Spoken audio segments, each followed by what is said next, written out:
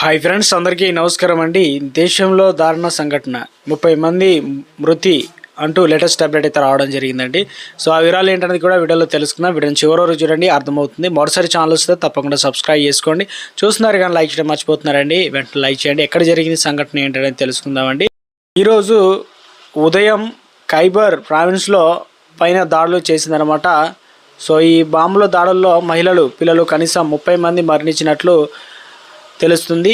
తీరా లోయలో ఉన్నటువంటి మాత్రే దారా గ్రామంపై పాకిస్తాన్ యుద్ధ విమానాలు 8 LS-6 బాంబులు ప్రయోగించినట్లు అధికారులు అయితే తెలిపారు.